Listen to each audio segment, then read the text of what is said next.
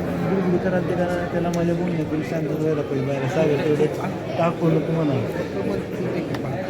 म्हणले असं त्यांचं वापर ते काय मला काय म्हणलं मान्य केलं काय आहे समोर आवाजवर नोट करावं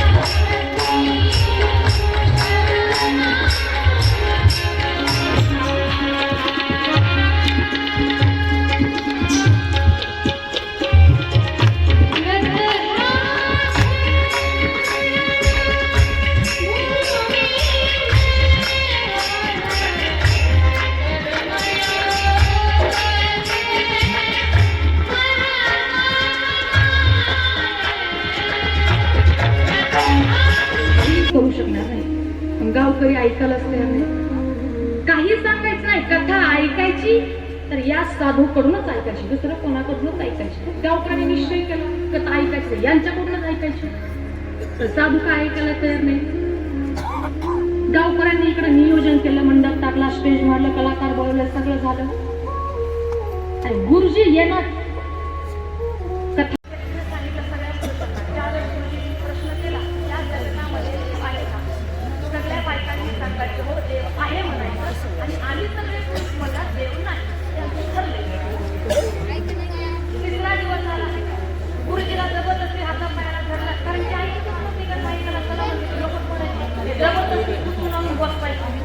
परत तिसऱ्या दिवशी गुरुजींनी प्रश्न केला मला सांगा या जगतामध्ये देव आहे का नाही दादा तुम्ही सिस्टमला काही करू नका आवाज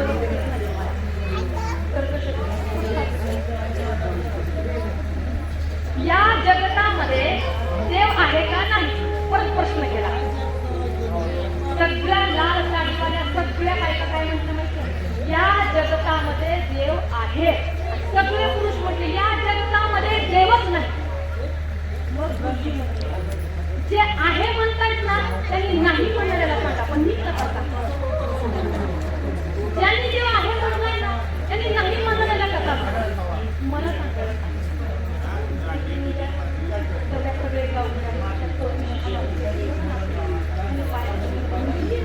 आम्हाला माहिती आहे या जगतामध्ये देव आहे आणि त्याचा अनुभवच आमच्या जीवनामध्ये नाही म्हणून तुम्हाला आम्ही म्हणतो की आम्हाला तुम्ही अनुभवाच्या मग ते गुरुजी म्हटले मला हे आहे मग त्या साधनात जोपर्यंत गावकरी म्हटले की आम्हाला त्याच्या धर्माचा अनुभव नाही तोपर्यंत आम्ही कथा माहीत नाही त्यावेळेस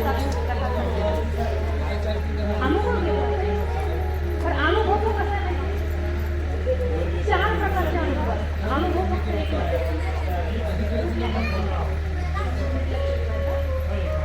4 प्रकारचे अनुभव आहेत पहिला अनुभव काही अनुभव असे असतात जे घेता येत नाही पण जगाला सांगावे लागतात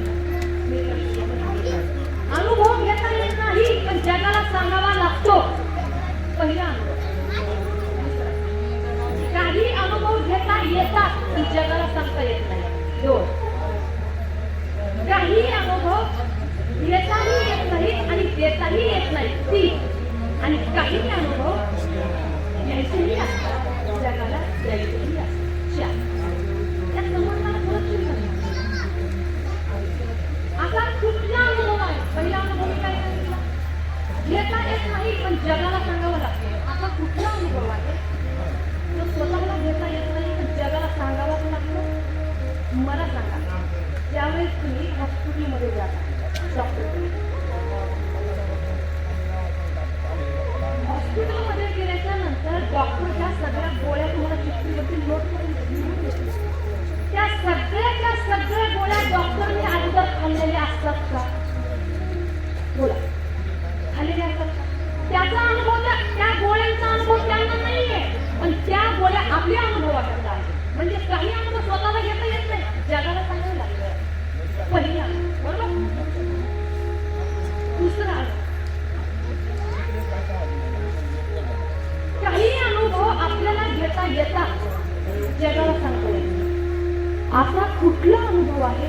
जो घेता येतो जगाच्या समोर मांडतात येत नाही. प्रपंचातले अनुभव मला सांगितले पण बोलते. प्रपंचातले अनुभव समजा, फक्त समजा, सिरियस नका देऊ.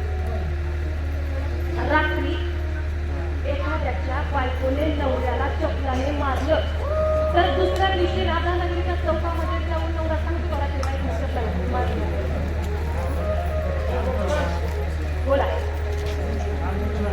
प्रापंचिक अनुभव आहे. माणसा येतो जगासमोर अनुभव प्रपंचातला घेता येतो पण जगासमोर माणसा येतो. तिसरा अनुभव, काही अनुभव घ्यायचेही नसतात, जगाला सांगायचेही नसतात. हा कुठला अनुभव आहे? जो घ्यायचाही नाही, द्यायचाही नाही. कळलं? घ्यायचंही नाही, द्यायचं नाही. जर घेतलं नाही, घ्यायच्या आधी कसं जायचंय? तिसरा अनुभव. चौथा, काही अनुभव घेतलेही पाहिजे, जगाला सांगितलेही पाहिजे. असा अनुभव केवळ कर्माची क्षेत्रामध्ये अन्यत्र मिळत नाही. हा आनंद आपण घेतो, इतरांनाही आपण देऊ शकतो. तो आनंद म्हणजे आनंद आपण घ्या, इतरांनाही द्या. तो आनंदाचा आपल्याला इकडे इकडे इकडे इकडे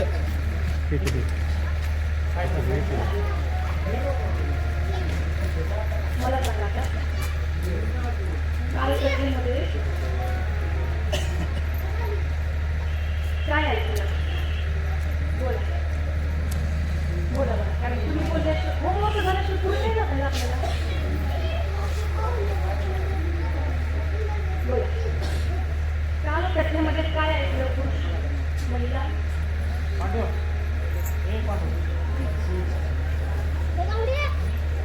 जोपर्यंत तुम्ही सांगितलं तोपर्यंत जातच नाही पुढे. ते बघा सत्य. बोला, नाही त्यापर्यंत थांबत नाही. त्यांनी त्यांचा कार्यक्रम करून घ्या. बोला, त्याला दिलं.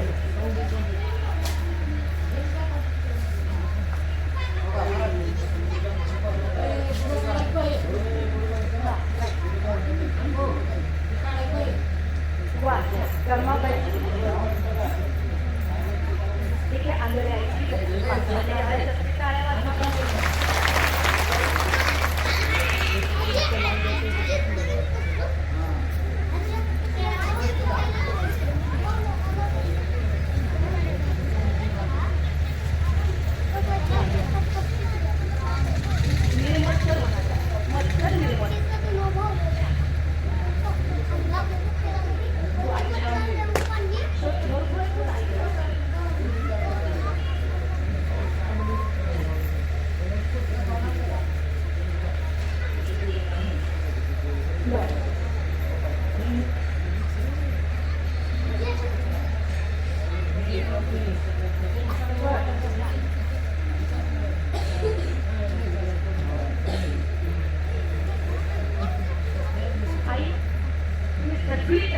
मला खूप व्यासपीठावर आनंद होतो.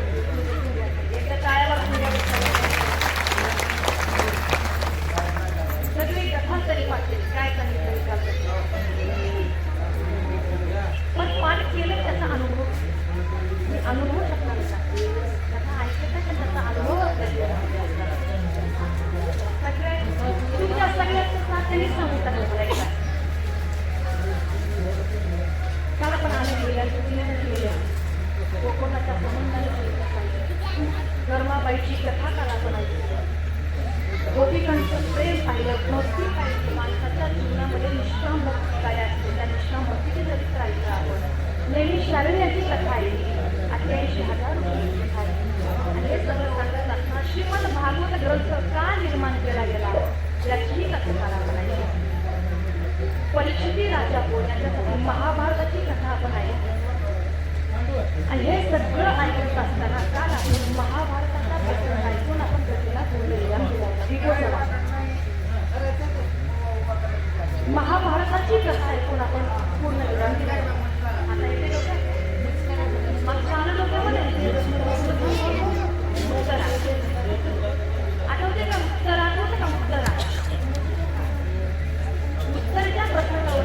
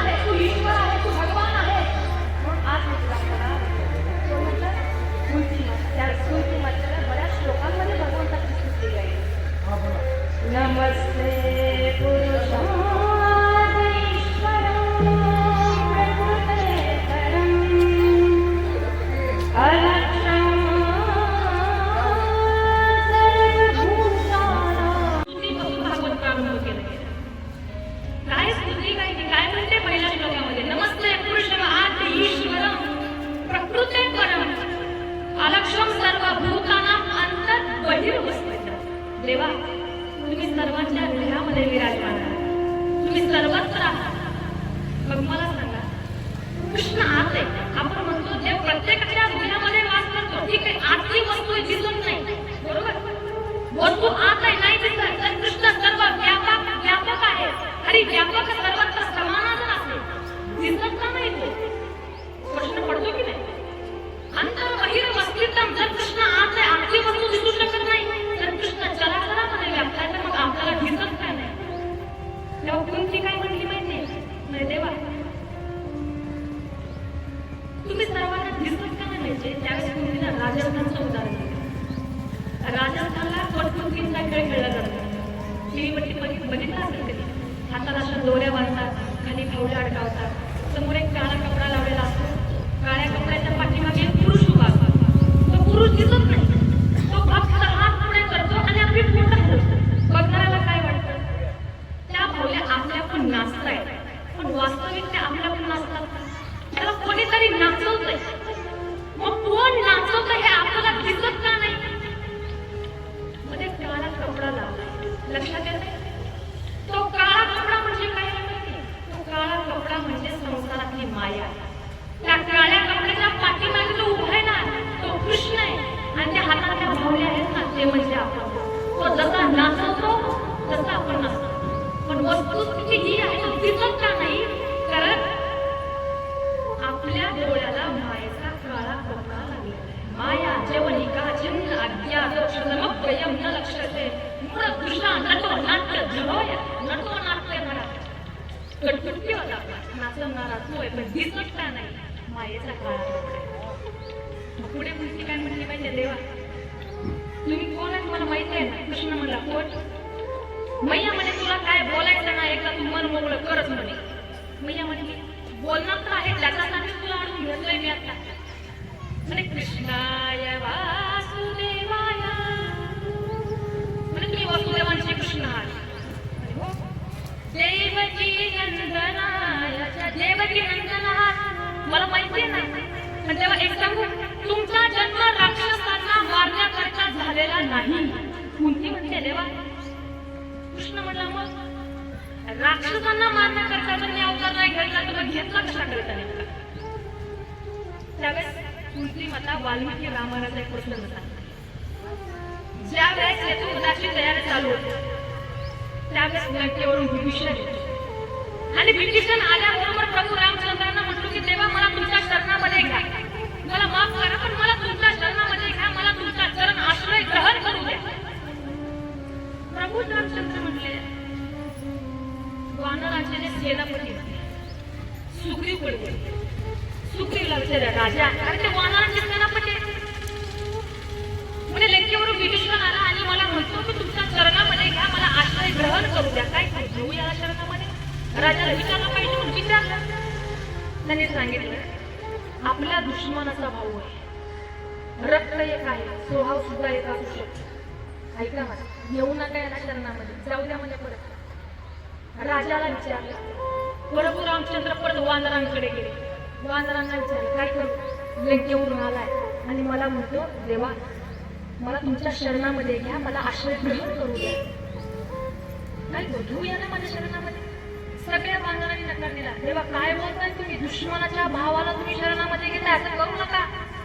भगवंतांनी वानरांना विचारलं, सुग्रीवला विचारलं, सगळ्यांनी नकार दिला, पण भगवान प्रभू रामचंद्र सगळ्या वानरांच्या मध्यातून निघाले आणि जाऊन विभीषणाला आलिंगन दिलं. जसं आलिंगन दिलं सगळे वानर सगळे राजा म्हटले, तुम्ही काय केलं? दुश्मनाच्या भावाला तुम्ही हृदयाला लावून घेतलं. कृष्णाने सांगितलं हा माझा स्वभाव आहे.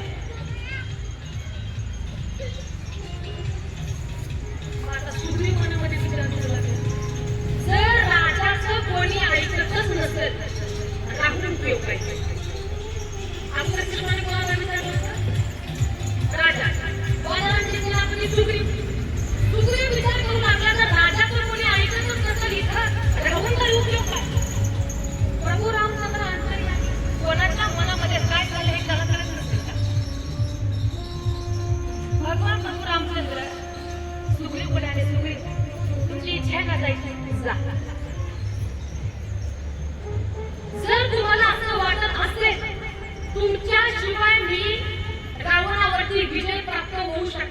करू शकणार नाही तुमचा हा विचार बंद करा. जर साम्राज्य मागायचं सोडून दुःख मागतेस, काय बोलतेस? दुःख मागतेस. त्यावेळेस कुंती काय म्हटली माहितीये देवा, तुम्ही मला म्हटलात की मी तुझ्या समोर उभा असून तू मला त्रैलोक्याचं साम्राज्य मागत नाहीयेस.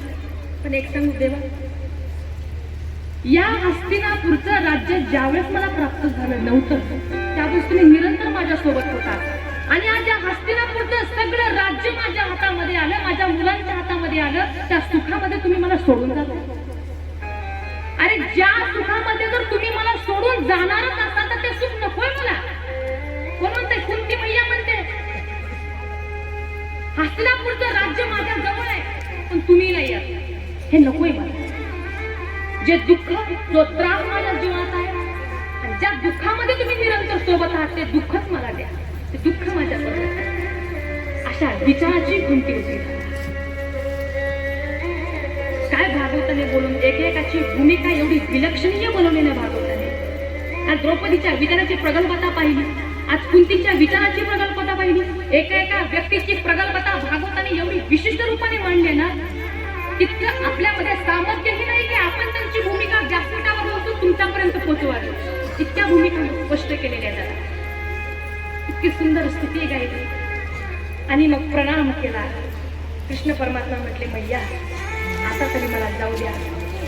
16,108 बायका, 16,108 बायकांचा रोज एक मेसेज पडतो, आता गेलं पाहिजे. कृष्ण परमात्मा रथामध्ये बसून निघाले. तेवढ्या समोर युधिष्ठिराला कृष्ण म्हणतात, तुझं काय आहे? युधिष्ठिर काय म्हणतो माहितीये? देवा, महाभारताच्या युद्धामध्ये जेवढ्या लोकांना मी मारलं, वास्तविकता लोकांना नाही मारलं मी, त्यांच्या पत्नींना अनाथ केलं, मुलांना अनाथ केलं, फार मोठा अपराध केला. युधिष्ठिराच्या मनामध्ये आपण अपराध केला या गोष्टीमुळे युधिष्ठिराला वाईट वाटत, दुःख खेद वाटत. कृष्णाने खूप समजावून सांगितलं, ऐकायलाच तयार नाही. भगवंताने विचार केला, याला एकच व्यक्ती समजावू शकतो. कोण? भीष्माचार्य. याला समजावणारा फक्त भगवंताने खूप समजावून सांगितलं, ऐका ना युधिष्ठिर. भगवंताने विचार केला, याला समजावणारा फक्त एकच व्यक्ती आहे ज्यांचं ते ऐकू शकते. शयाने शरपिंजरय आग्नेय वायव्य नागास्त्र ब्रह्मास्त्र वरुणास्त्र एक बाण घुसला नाही, आर पार गेलेले ते भीष्माचार्य. त्या भीष्माचार्यांकडे भगवान श्रीकृष्ण परमात्मा 5ही पांडवांना आणतात. दादा तुम्ही भीष्माचार्यांकडून काय शिका किंवा न शिका, पण एक गोष्ट नक्की शिका. काय? देवा, ज्या वेळेस माझं मरण जवळ येईल, भीष्माचार्यांनी शिकवली ही गोष्ट, ज्या वेळेस माझा अंतकाळ जवळ येईल तेव्हा फक्त भगवंताला म्हणा, देवा फक्त तुम्ही माझ्या डोळ्यासमोर यावं. इतना तो करना स्वामी, जब प्राण तन से निकले, गोविंद नाम लेकर, तब प्राण तन से निकले. श्री गंगा जी का तट हो, यमुना जी का बंसीवट हो, मेरा सावरा निकट हो, तब प्राण तन से निकले. फक्त भीष्माचार्याकडून गोष्ट, ज्यावेळेस अंतिम काळ जवळ येईल त्यावेळेस फक्त भगवंताला एक प्रार्थना करा की देवा फक्त तुझ्या स्वरूपाचं दर्शन आम्हाला. ते भीष्माचार्याकडे आणलं. भीष्माचार्यांसमोर आणल्याबरोबर भीष्माचार्यांनी 5ही पांडवाला विशेष रूपाने युधिष्ठिराला उपदेश केला. राजधर्म, दानधर्म, मोक्षधर्म, स्त्री धर्म, 4 गोष्टीचा उपदेश केला. कारण समजावायचं होतं युधिष्ठिराला, आणि समजावायचं म्हणून भीष्माचार्यांनी 4 प्रकारचा उपदेश केला. पहिला उपदेश सांगितला दानधर्म.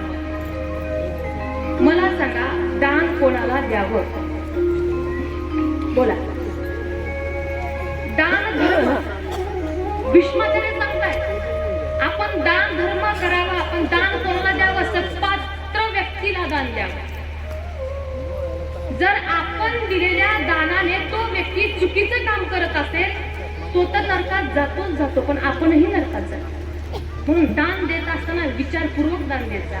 तुम्ही दिलेलं धन परमार्थाच्या मार्गी जाते का, धर्म कार्यासाठी जाते का कुठं अधोगतीला जाते?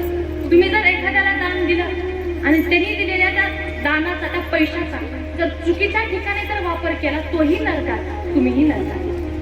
दान घेणाराही नरकात जातो, दान देणाराही नरकात जातो. म्हणून दान देत असताना सत्पात्र व्यक्ती पाहून दान दिलं पाहिजे. कारण दानाने काय होतं, स्वर्गलोक प्राप्त होतो. स्वर्गलोक प्राप्त होऊन स्वर्गाचे सगळे भोग त्याला प्राप्त होतात. आणि स्वर्गाचे भोग प्राप्त झाले की पुन्हा धनवान कुलामध्ये त्याला जन्म होतो. पण कधी दान धर्म केला तर, नाहीतर नाही. दान धर्म केला पाहिजे. पण काय काय लोक एवढे विचित्र असतात, 1 रुपया सुद्धा होत नाही त्यांना. हा, आणि झालं असं, गावचा सप्ताह करायचा होता. सगळ्या गावकऱ्यांचं नियोजन झालं, पट्टी गोळा करायची होती. सगळ्यांनी पट्टी गोळा केली. ज्यांना जसं घडल तसं घडल तर त्यांच्या त्यांच्या इच्छेने स्वकार्याने दिलं. पण गावामध्ये एक श्रीमंत व्यक्ती होता, फार श्रीमंत होता, पैशाला कमी नव्हती त्याच्याकडे. मग हे सगळे गावकरी गेले त्याच्याकडे.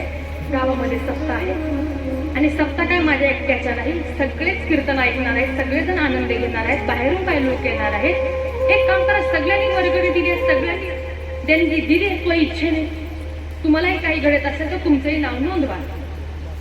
त्यांनी सांगितलं, ना मला सप्त्याची घेणं देणं आहे, ना मला कीर्तनकाराशी घेणं देणं आहे. ते सप्ताह, ते कीर्तन, ते सगळं तुम्हीच बघा, मला 1 रुपया सुद्धा द्यायला जमणार नाही. गावकरी म्हणले ठीक आहे. मग सप्ताह चालू झाला. नेमकं शेवटच्या दिवशीचं कीर्तन होतं आणि शेवटच्या दिवशीच्या महाराजाला यांनी सांगून ठेवलं होतं की यांना थोडं सांगा, दान धर्म करत जावा म्हणावं, गावामध्ये फार श्रीमंत माणूस आहे हा. सांगितलं सगळं याला.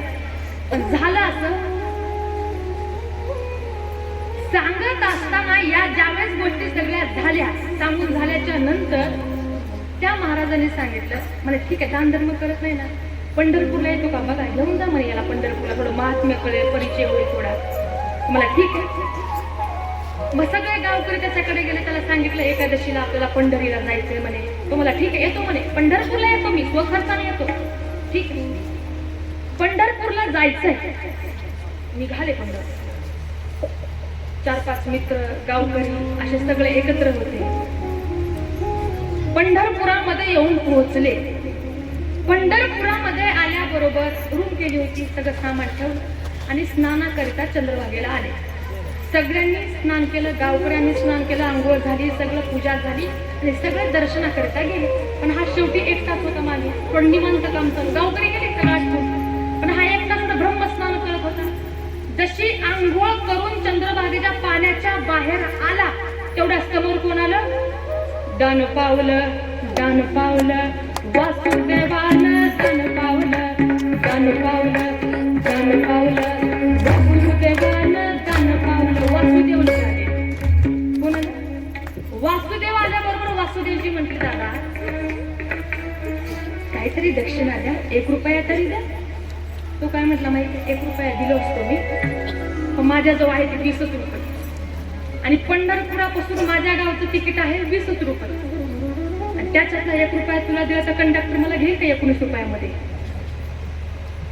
मला एक काम कर, माझ्या रूमवर ये, रूमवर आलास ना 1 रुपया देतो. याला वाटलं हा यायचं नाही, नुकतंच कारण रूमवर ये. याने आंघोळ केली, सगळं आटवलं आणि रूमवर गेला. रूमवर गेला, सगळे कपडे घातले, सगळं आवरलं, मस्त कपडे घालून दरवाजा उघडला, तेवढ्यात कोण दिसलं? दान पावलं, दान पावलं, वासुदेवानं दान पावलं, दान पावलं, दान पावलं, वासुदेवानं दान पावलं. परत वासुदेव तिथंच समोर.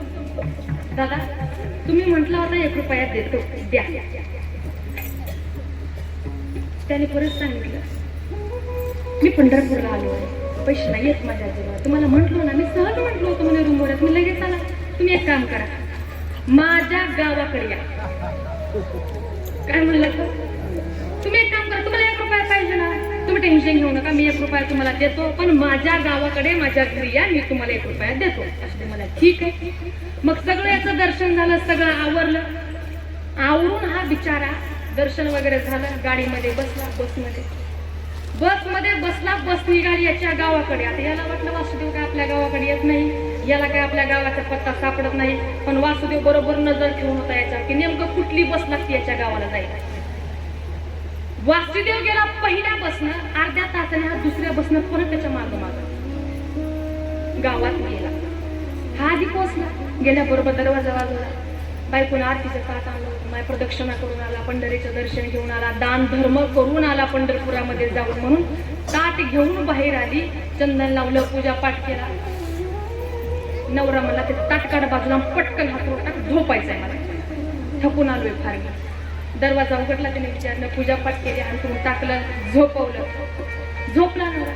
त्याने सांगितलं उठवायचं नाही. की म्हणजे काय गरज पडली तुम्हाला उठवायची, एवढी सेवा करून आला, एवढा दान धर्म तुम्ही केला, एवढा प्रदक्षिणा केला, तुम्हाला कशाला उठवा, मी झोपा म्हणे, काय सेवा करू सांगा, काही नको, फक्त झोपू दे मला.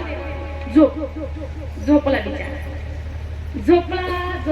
झोपला. इकडं झालं काय, गावामध्ये मागची बस पोहोचली, मागून निघालेली.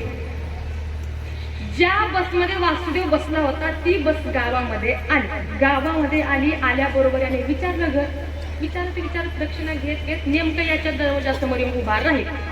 दरवाजा वाजला आणि बायको होती घरामध्ये, सुपामध्ये तांदूळ घेऊन आली, म्हणजे वासुदेव आलाय म्हणून. त्याने चालू केलं, दान पावलं वासुदेवानं, दान पावलं वासुदेवानं, दान पावलं.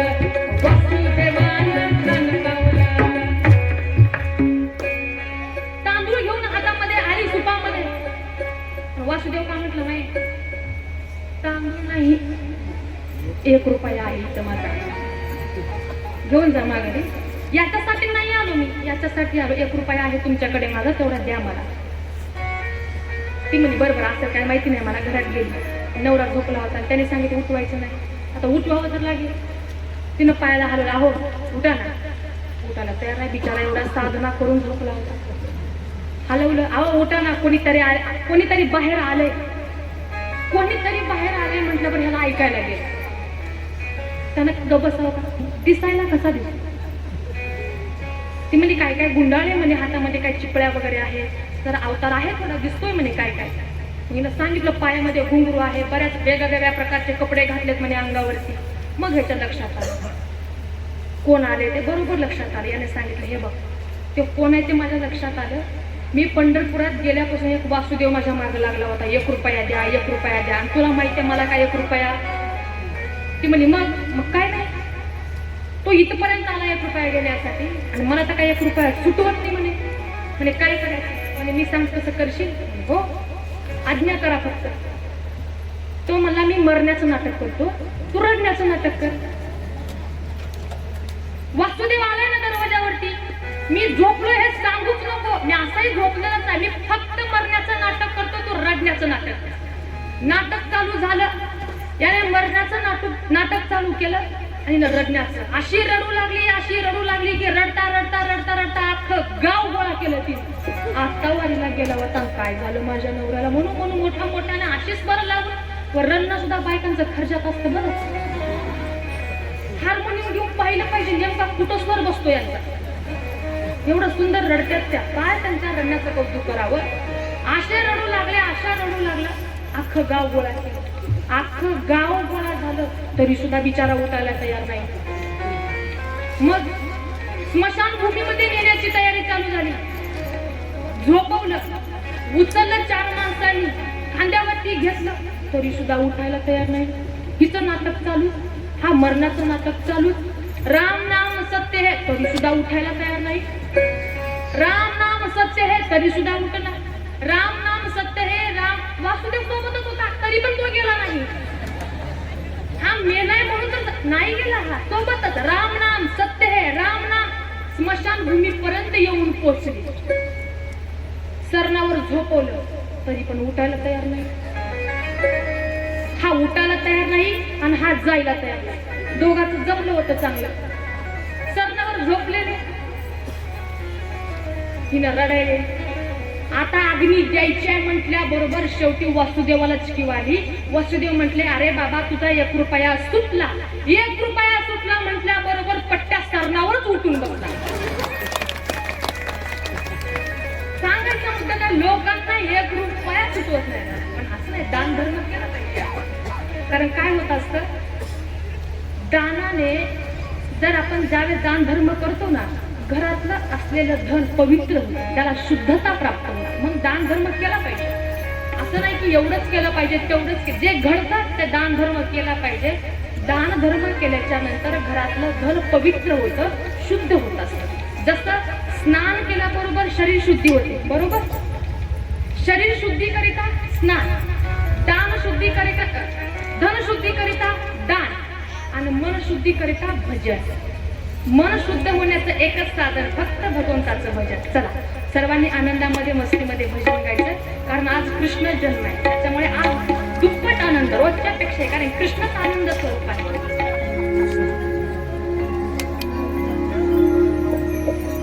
तेरी मंद मंद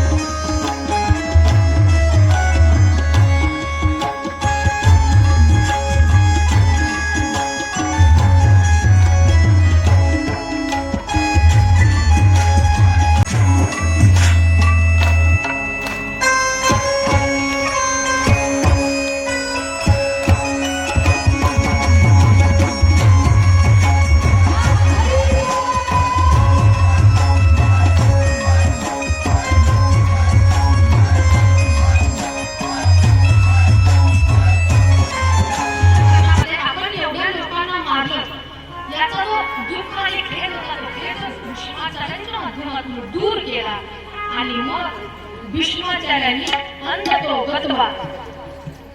काही श्लोकांमध्ये स्तुती गायली. भीष्माचार्य भगवान श्रीकृष्ण परमात्मा समोर आहेत आणि त्या भगवान श्रीकृष्णाच्या समोर उत्तरायण देताच आपली बुद्धी समर्पित करत अनेक श्लोकांमध्ये स्तुती गायली.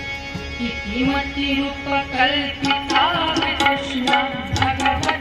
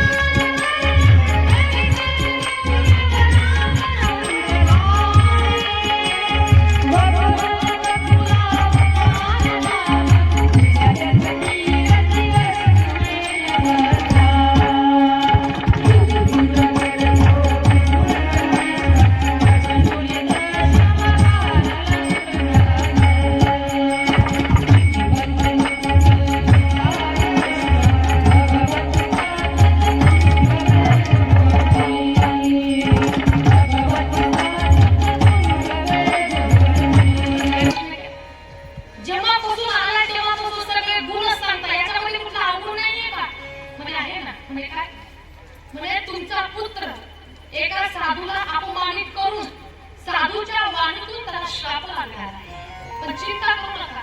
प्रपस्य उपश्रुत्य मुक्त संगम पदम हरे भगवंताच्या कथा ऐकून तुमचा पुत्र स्वधामाला जाणार आहे, तुम्ही चिंता करू नका असं सगळं सांगितलं. निरोप घेतला. मग आता काही दिवसांनी भगवान श्रीकृष्ण परमात्मा परत आले. परीक्षित राजाला आशीर्वाद दिला. पण पुन्हा परीक्षित राजाला आशीर्वाद देऊन ज्यावेळेस परमात्मा द्वारकेला जात होते त्यावेळेस अर्जुनाला सोबत घेऊन गेले. अर्जुनाला सोबत घेऊन गेले. 6 महिन्याचा कालावधी व्यतीत केला तरी अर्जुन परत आला नाही. इकडे भीमाला युधिष्ठिराला अपशकुन दिसू लागले. गायीच्या डोळ्यातून अश्रुधारा येऊ लागल्या. दुष्काळग्रस्त वातावरण दिसू लागले. एक दिवशी भीम आणि युधिष्ठिर एकांत वातावरणामध्ये बसले आणि बसल्याबरोबर दोघांच्याही मनामध्ये दुःख. ज्या ज्या वेळेस भगवान कशासाठी आला नसेल पाहिलं पाहिजे, सांगा का नाही आला पाहिजे, का आला का नसेल, दोघांचा संवाद चालू आहे. तेवढ्यात या दोघांचा संवाद चालू असताना दरवाजामध्ये दीनहीन होऊन अर्जुन येतो. मुकुट पडलेला आहे, केस विस्कटलेले, डोळ्यातून अश्रुधारा वाहत आहेत आणि त्या अवस्थेमध्ये अर्जुन दरवाजामध्ये उभा आहे. अचानक युधिष्ठिराचं लक्ष गेलं कोणाकडे? अर्जुनाकडे. अर्जुनाला जाताना कुठल्या अवस्थेमध्ये पाहिलंय, आल्याबरोबर कुठल्या अवस्थेत पाहताय? दीनहीन, दुःखी, रडतोय. युधिष्ठिराने हलवलं म्हणजे झालंय काय? डोक्यावर तुझा मुकुट काय केला, डोळ्यामधून अश्रुधारा का वाहते, झालंय काय नेमकं? तरी अर्जुन बोलायला तयार नाही. कारण अर्जुन भगवंताच्या आठवणीमध्ये इतका निमग्न झाला होता की पुढे युधिष्ठिर बोलतोय, भीम बोलतोय याचंही भान नाही. हलवलं युधिष्ठिर, अर्जुन, अरे मी तुझ्याशी बोलतोय, काय झालंय का? द्वारकेमध्ये व्यवस्थित आहे ना? भगवान अभी गोविंदो ब्रह्मण्य भक्त वत्सल, भगवान श्रीकृष्ण परमात्मा ठीक आहे का? देवकी मैया वसुदेव ठीक आहेत ना सगळे? त्यावेळेस अर्जुन म्हटला, देवा युधिष्ठिर राजा, एक सांगू, वंचितो हम महाराज हरिनाम बंधु रूपेण. ज्या भगवान श्रीकृष्णाला आपण आपला मामे भाऊ, सखा, मित्र समजत होतो तो कृष्ण परमात्मा आपले अवतार कार्य पूर्ण करून स्वधामाला निघून गेले. भगवंतासोबत घालवलेल्या प्रत्येक घटनेचं अर्जुन स्मरण करतोय, प्रत्येक गोष्टीचं, आणि त्या स्मरणामध्ये बोलतोय, अरे ज्या कृष्णाच्या निरंतर आपण सानिध्यामध्ये राहायचो, एवढं जरी संकट आलं तरी आपला कृष्ण आपल्या सोबत असायचा. महाभारताचं युद्ध जिंकलं त्याच्यामुळे जिंकलं. जर तो कृष्णच नसेल आपण राहून काय करायचं? जर आपल्या जीवनामध्ये कृष्णच नसेल तर आपण राहून तरी करायचं काय? म्हणून 5ही पांडवांनी स्वर्गारोहण केलं. 5ही पांडव स्वर्गारोहणाकडे गेले. आता हस्तिनापूरचं राज्य कोणाकडे आलं? बोला. परीक्षित राजाकडे. वडील गेले, स्वधामाला गेले, सगळे स्वर्गाला गेले, पण सगळं राज्य हातामध्ये कोणाचे आलं? परीक्षितीच्या. मग आता परीक्षितीने विचार केला, सगळं राज्य आपल्या हातामध्ये, आपण पहिले आपल्या राज्यामध्ये नेमका कारभार काय चालला. परीक्षिती राजाला एक दृश्य दिसलं. काय दिसलं? एक चित्र दिसलं. एक गाय. नीट लक्ष देऊ. परीक्षिती राजा आपल्या राज्याचा कारभार काय चालू आहे पाहण्याकरता जातोय. पण एक दृश्य दिसतं. एक गाय आहे जिच्या डोळ्यातून अश्रुधारा येतात आणि एक बैल आहे ज्याचे 3 पाय तुटले. बैलाचे 3 पाय तुटले. एका पायावरती बैल उभा आहे आणि तो पाय आहे सत्याचा चरण. आणि त्या सत्याच्या चरणावरती आज धर्म आपला टिकतो. बैल धर्माचं प्रतीक आहे, गाय पृथ्वीचं प्रतीक आहे. बरोबर? मला असं वाटतं प्रत्येकाच्या घरामध्ये एकतरी गाय असायला पाहिजे. पण आता तसं नाहीये. बोलू नये पण बोलावं लागतंय. आता लोक गायी पाळतात, कुत्री पाळतात.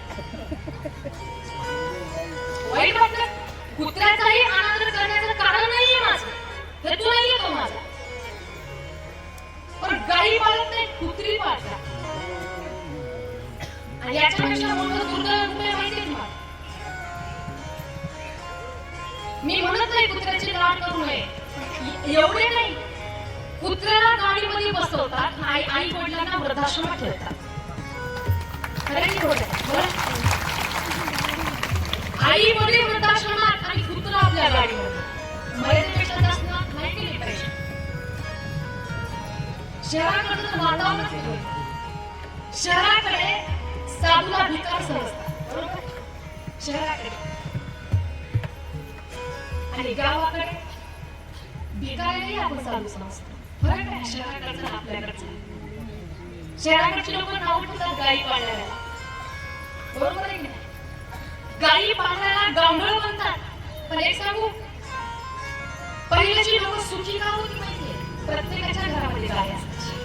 आता नाही ते, आता नाही राहिलं नाहीये. पण एक सांगू, ईस्ट इंडिया कंपनी आली कारण इंग्रजांच्या लक्षात आलं यांची शेती खोंडावर अवलंबून आहे, त्यांचा गोवंश नष्ट केला पाहिजे. तिथून गोवंश नष्ट करायला प्रारंभ झाला. पण एक सांगू, जिथे गोहत्या होते तिथं पर्जन्य नाही पडत, पाऊस नाही पडत, तर दुष्काळग्रस्त वातावरण तयार. काय बोला, गाय हे पृथ्वीचं प्रतीक आहे आणि प्रत्येकाच्या घरी गाय असली पाहिजे.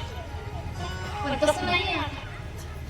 एका तर आताच माझं गावाला जाता नसतं, 10 दिवसापूर्वी माझं गावाला करत होती आणि जाता जाता रस्त्यामध्ये थोडं सामान घ्यायचं म्हणून उतरलो. मग एक बाई हातामध्ये साखळी बांधली त्या कुत्र्याला अशी घेऊन रस्त्याने जात होती आणि असं नेमकं गाडीतून उतरलेलं, तिच्या हातामध्ये तिचं ते कुत्र होतं आणि ते कुत्र नेमकं बाजूला बसलेल्या एका बाईचे फ्रूट्स चाटू लागलं. फळ ते बाजूला काहीच नाही, ती फळं विकायला, आणि तिचं कुत्र सुटलं आणि सुटल्याबरोबर जाऊन तिचे फळं चाटू लागलं. आणि फळं चाटता चाटता झालं असं, ज्या बाईचे फळं चाटत होतं ना ती बाई काय म्हटली माहितीये, जिचं कुत्र होतं तिला, म्हणे हो ताई, कुत्र सांभाळता येत नाही तर मग आणलंय कशाला, घ्या म्हणे तुमचं कुत्र. त्या बाईला एवढा राग आला. कोणाला? जिचं कुत्र होतं तिनं पटकन कुत्र्याला उचललं, त्याच्या डोक्यावर हात फिरवला, म्हणे बाळा, फ्रूट्स धुतलेली असतात, तसं चाटायचं नसतं कुठेही. कोणाला? कुत्र्या. काय दुर्दैव कुत्र्याला मी म्हणत नाही करू नये, मर्यादेपेक्षा काय नसते पाहिजे. शहराकडची लोक गावाकडच्या गाई सांभाळ लोकांना गावला समजतात. एक सांगू, या जगतामध्ये 2 व्यक्ती जगली पाहिजे, एक शेतकरी, एक जवान. शेतकरी राजा. पण एक सांगू, शेतकऱ्याला फक्त मॅनेजमेंट नाही जमलो, बघा पडतंय, नियोजन नाही जमलं. एकदा एक आजी भाजी विकण्याकरिता बसली आणि शहरातला एक व्यक्ती 4 व्हीलर मध्ये तिच्या समोर जात होता आणि आपल्या जीवनात ती घडलेली घटना, भाजीवाली विकायला बसलेली असते, आपण रस्त्यावरून जातो, भाजी घेऊन जातो. तसं झालं असं, ती भाजी विकत होती. भाजी विकत असताना झालं असं, भाजी विकत असताना तो बाबा म्हटला, म्हणे एक काम करा, इकडे लक्ष द्या, तुम्ही इकडे लक्ष द्या, इकडे लक्ष द्या. भाजी विकत असताना झालं असं, ती बाई म्हणली, दादा काय पाहिजे? म्हणे काय नाही, भाजीची पेंडी पाहिजे. किती रुपयाची आहे सांगा मला. कोण? कारमधून उतरलेला तो माणूस म्हटला, मला भाजी घ्यायची, पण मला सांगा किती रुपयाची ही भाजी आहे सांगा मला. तो म्हटला टोमॅटोच. फक्त मॅनेजमेंट नाही बघा. आणि शहरामध्ये जेवढा ज्याचा प्लॉट आहे तेवढा त्याचा शेतामध्ये जनावरांचा गोठा आहे. फक्त मॅनेजमेंट नाही जमलं, नियोजन नाही जमलं. फक्त आपण काय करतो, ज्याचं BSc ऍग्री झालंय त्याला आपण कंपनीमध्ये 10,000 कामाला लावतो आणि जो शिकलेला नाही, अडाणी आहे, त्याला आपण शेतामध्ये पाठवतो. कसं काय शेती सुधारली? ज्या 99,000च्या गादीवरती हा झोपतो शहरामध्ये, तेवढ्या 99,000च्या चटाया आहेत याच्या शेतामध्ये गाई जनावरांकरता. फक्त नियोजन नाही जमलं, बरोबर आहे? ज्या प्लॉट मध्ये तो राहतो त्याच्या दुप्पट कितीतरी मोठा प्लॉट याच्या शेतामध्ये आहे, गोठा आहे, त्या गोठ्यामध्ये गाई राहतात. फक्त नियोजन नाही झालं. असलं पाहिजे. पण एक सांगू, या जगतामध्ये 2 वर्ग आहेत. एक वर्ग असा आहे जो सकाळी सकाळी उठल्याबरोबर पोट भरण्याकरिता हातामध्ये काठी, टिकाव, खोऱ्या घेऊन निघतो. एक वर्ग असा आहे जो उठल्याबरोबर सकाळी सकाळी हातामध्ये टिकाव, काठी, खोऱ्या घेऊन पोट भरण्याकरिता निघतो. आणि एक वर्ग इकडे असा आहे, सकाळी उठल्याबरोबर पोट कमी करण्याकरिता पळतो.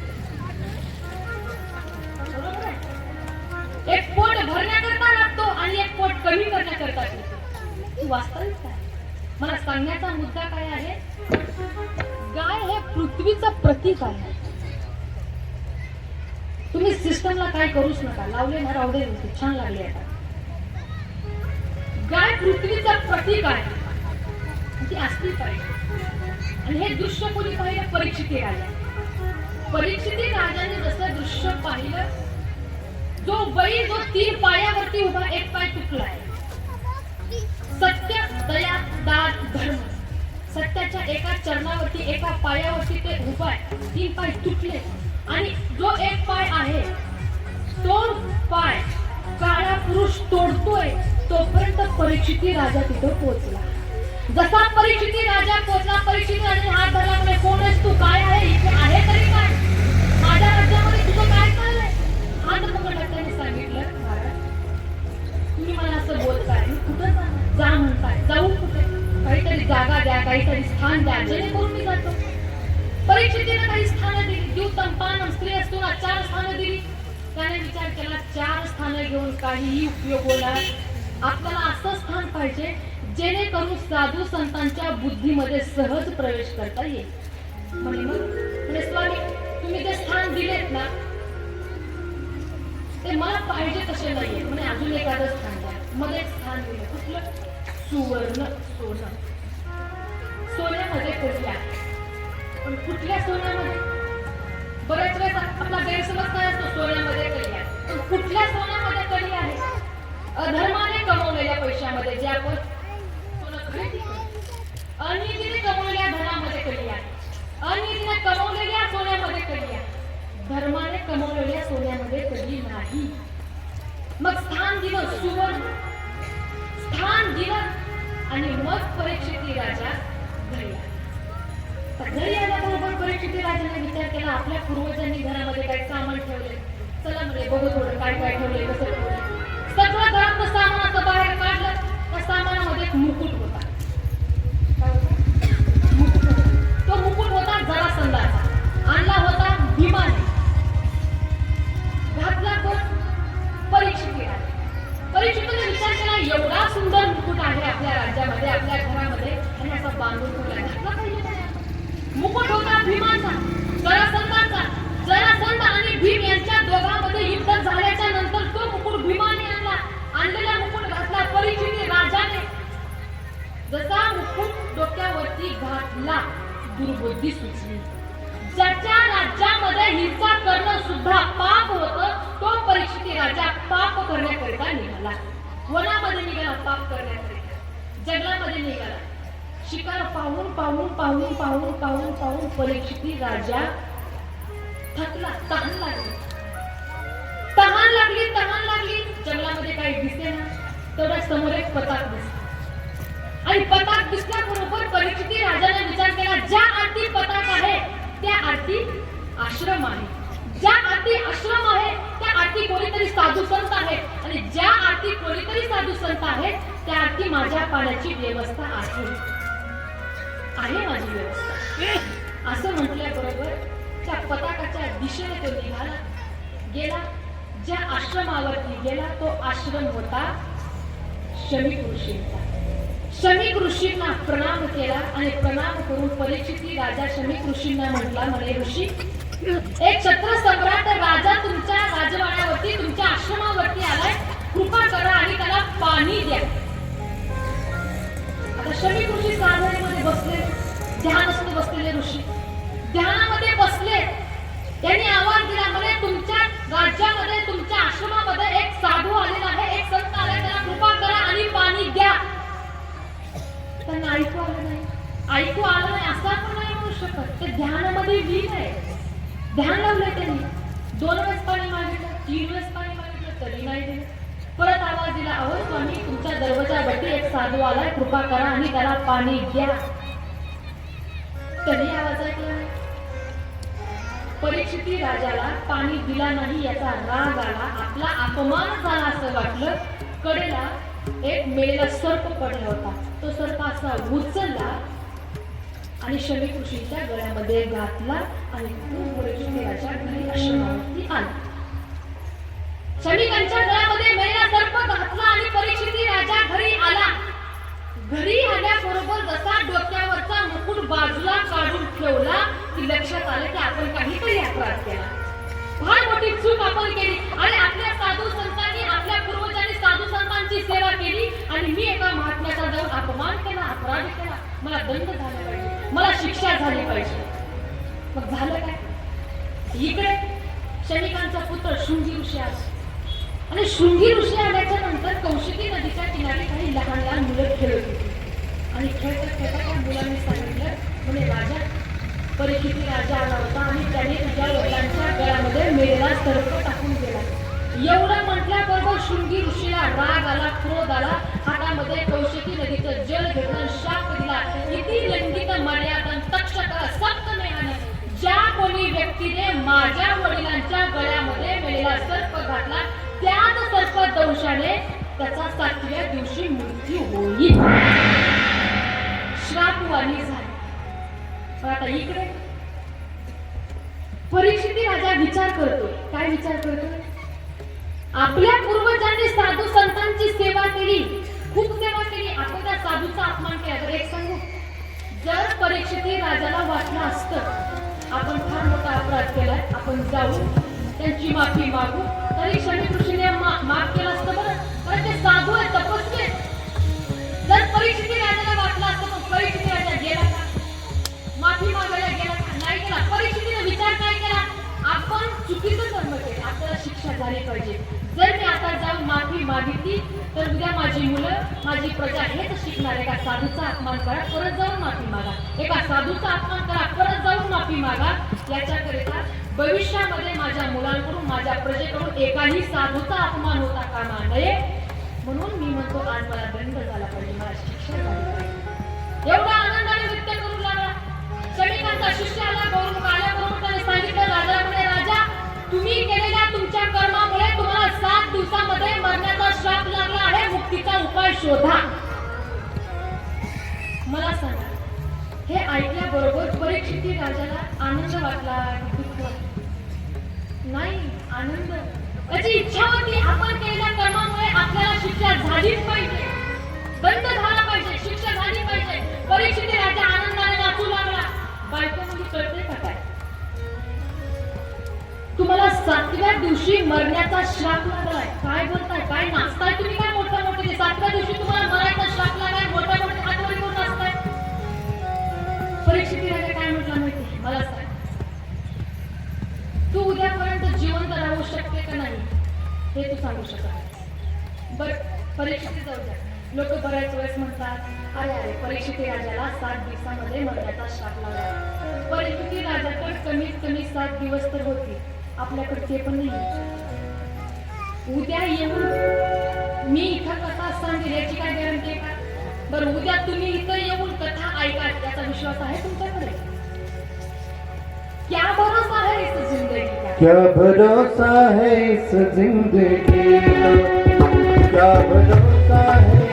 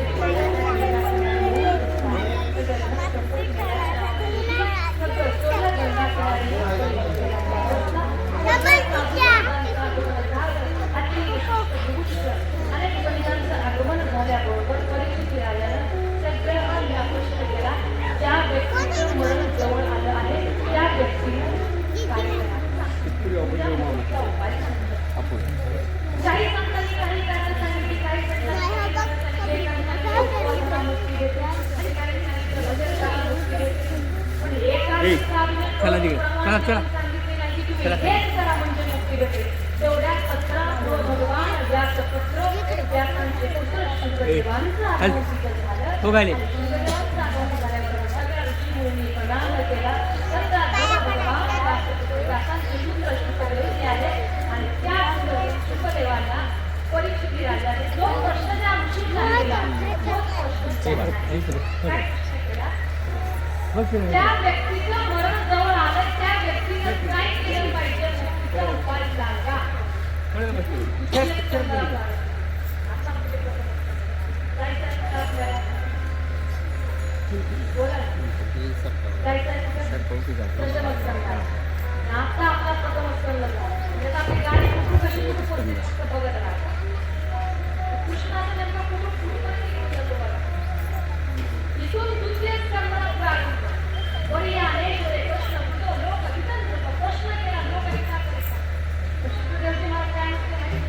राजा तू प्रश्न करण्याकरता निमित्त मात्र आहे आणि मी उत्तर देण्याकरता निमित्त. परीक्षाने प्रश्न काय? ज्या व्यक्तीचं मरण जवळ आलंय त्याने काय केलं पाहिजे? परीक्षेने स्वतःसाठी प्रश्न नाही केला, जगताकरिता प्रश्न केला. परीक्षेचं मरण जवळ आलं, परीक्षेने असं विचारलं पाहिजे होतं माझं मरण जवळ आलं, माझ्या मुक्तीचा उपाय सांगा. असं नाही म्हटलं पाहिजे. परीक्षेने प्रश्न केला, ज्या माणसाचं मरण जवळ आलंय त्यांनी काय केलं पाहिजे सांगा. त्यावेळी शुक्रदेवजी महाराज सांगतात राजा मृत्यू वाचन. ज्या मातेच्या गर्भातून आपण जन्माला येतो त्या मातेच्या गर्भातून आपला काळही जन्माला आला. वाचायला नाही तो आपल्या निरंतर सोबत आहे. वास्तविक गोष्ट ही आहे की व्यक्तीला जीवनातला मृत्यू हे सत्य आढळून करायला ते सांगताय शुक्रदेवजी महाराज. जोपर्यंत आपल्याकडे देवाने आपल्याला मन बुद्धी हात पाय इंद्रिय जोपर्यंत आपले प्रबळ आहे तोपर्यंत व्यक्तीने मरण वाचवण्याचा प्रयत्न केला पाहिजे. ऐका पण जोपर्यंत आपल्या अंगामध्ये शक्ती आपली इंद्रिय जोपर्यंत जागृत आहे तोपर्यंत व्यक्तीने मरण वाचवण्याचा प्रयत्न केला पाहिजे.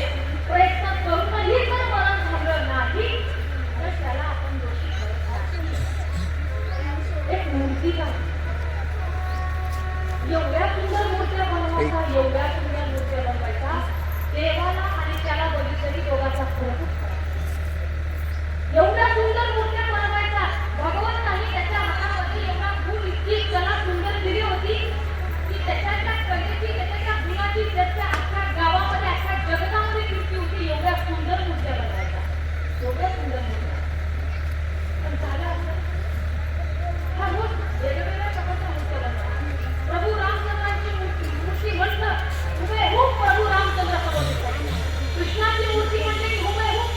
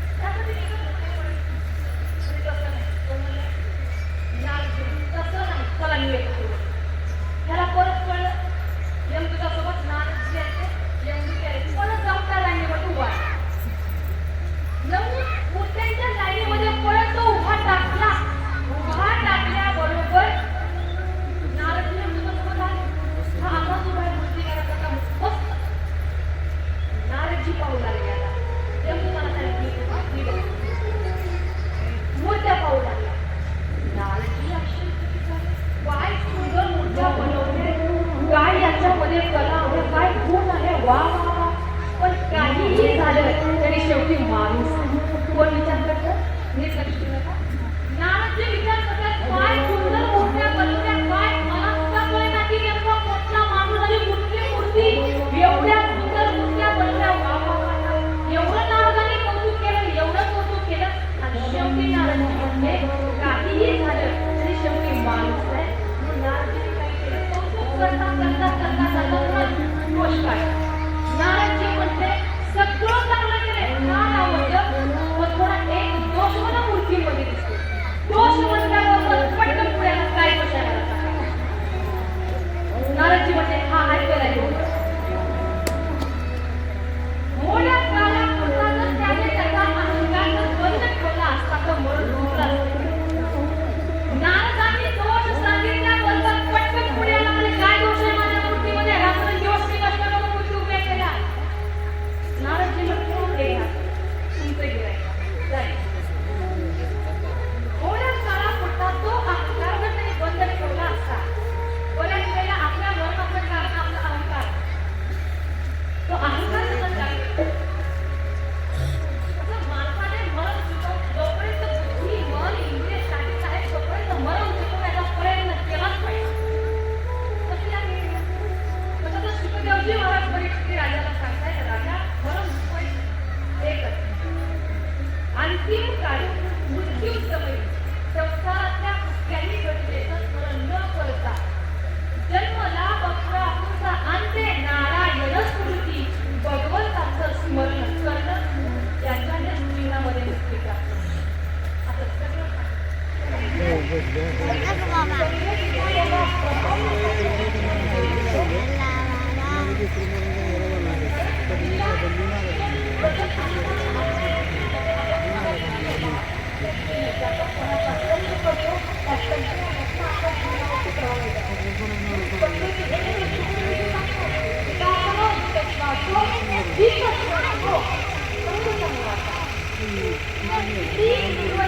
तेवढ्यात हे संत महात्मा दितात आणि संत महात्मा आल्याबरोबर संतांनी आवाज दिला अरे ओ दीदीजी अरे ओ साधवीजी बाहेर या भिक्षामध्ये आवाज दिला तिने ऐकलं नाही. परत आवाज दिला भिक्षामध्ये तरी ऐकलं नाही. परत आवाज दिला भिक्षामध्ये त्या माताजीला एवढा राग आला तो शेणाने भरलेला घाण कपडा हातामध्ये उचलला आणि हे घ्या म्हणे तुमची भिक्षा जा. शेणाने भरलेला घाण कपडा बघितला उचलला आणि हे घ्या म्हणे तुमची भिक्षा जा म्हणे इकडून तुम्ही. संत ते संत राग नाही आला. संतांनी विचार केला रोज भिक्षा मागण्याकरता आल्याबरोबर आपल्याला प्रेमाने भिक्षा देते आपल्याशी संवाद साधते झाला असेल म्हणे काहीतरी झालं असेल असू दे म्हणे. संत महात्मा घरी आले ब्रह्मदेव आणि नारद याच्यामध्ये काय कमाल बघा झालं असं जे व्यक्ती श्रीमद भागवताची कथा ऐकत नाही त्याच्या कानात त्याची जीभ भगवंताचं नाम घेत नाही त्याची जीभ भगवंताचं भजन करत नाही त्याच्या जीभेला काढून मागणी माहिती त्याची जीभ एका समान फक्त करावं तरतुरी आहे तिने बदल पवित्र आहे पण कोणाची त्याचं भजन करत नाही त्याचे कान भगवंताची कथा ऐकत नाही. भगवंताने हात दिले ना त्याच्या कीर्तनामध्ये टाळ्या वाजत पाहिजे. भगवंताने कान दिले ना त्या कानाने त्याची कथा कीर्तन ऐकली पाहिजे.